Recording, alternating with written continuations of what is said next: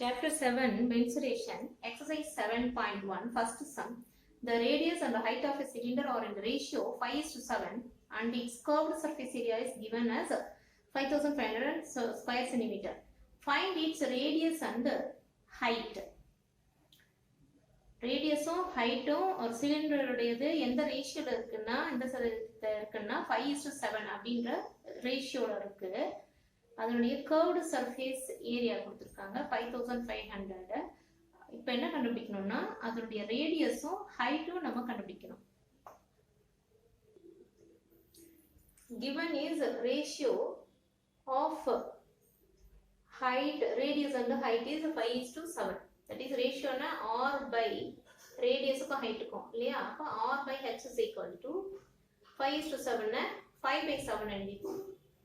and CSA, curved surface area, CSA is equal to 5500 square centimeter square.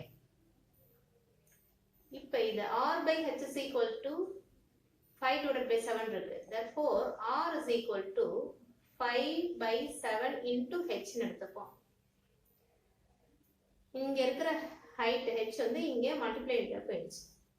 சரி, இப்போ CSA formula என்ன? CSA of cylinder, CSA of cylinder, அதாவது curved surface area of cylinder is equal to 2 pi r h square units. substitute பண்ணுவோம். 2 into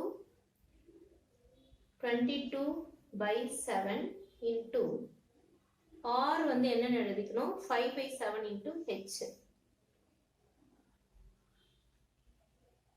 இன்னும் ஒன்று ஃபார்முலால இருக்கிற h, rக்கு பதிலாக 5/7 into h.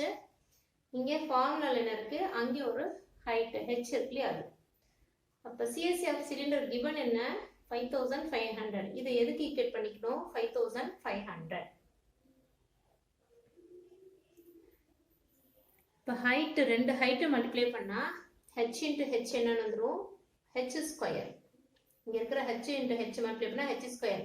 இங்க இருக்கிற டினாமினேட்டர்ல இருக்கிற 7 நியூமரேட்டர் கொண்டு வந்துடலாம். 7 into 7 into 5500. இங்க நியூமரேட்டர்ல இருக்கிறலாம் டினாமினேட்டர் கொண்டு வந்துருவோம். இந்த சைடு ஈக்குவல் டு இந்த சைடு கொண்டு வந்தா 2 into 22 into 5. இப்போ மல்டிப்ளை பண்ணுவோம், சாரி சிம்பிளிஃபை பண்ணுவோம். இங்க 5 இருக்கு. 1 5 is 5. இதுவும் வந்து 11 5s are 55. இந்த ரெண்டு 0 எடுத்து எழுதிக்கலாம். இப்போ 11 டேபிள் யூஸ் பண்ணுவோம். 1 11 is 11. இங்க இருக்கிற ரெண்டு 0 இங்க எழுதிக்கலாம்.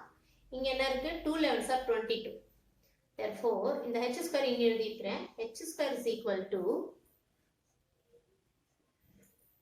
இங்க நியூமரேட்டர்ல என்ன இருக்கு? 7 into 7 இருக்கு. 7 ஸ்கொயர் எழுதிக்கலாம். into 100 இருக்கு இல்லையா? 100 என்னன்னு எழுதிக்கலாம்? 10 ஸ்கொயர். 100 வந்து 10 into 10, அப்ப 10 ஸ்கொயர் divided by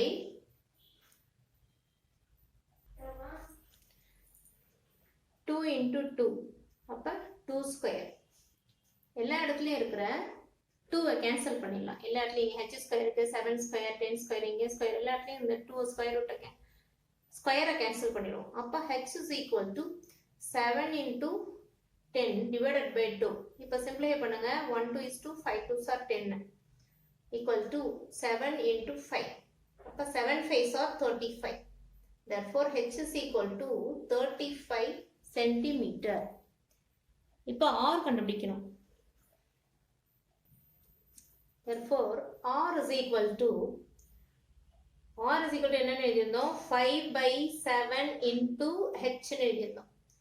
இப்போ இங்க சப்ஸ்டிட் பண்ணுவோம். 5/7 into h ன்ற பிளேஸ்ல 35 சப்ஸ்டிட் பண்ணுவோம்.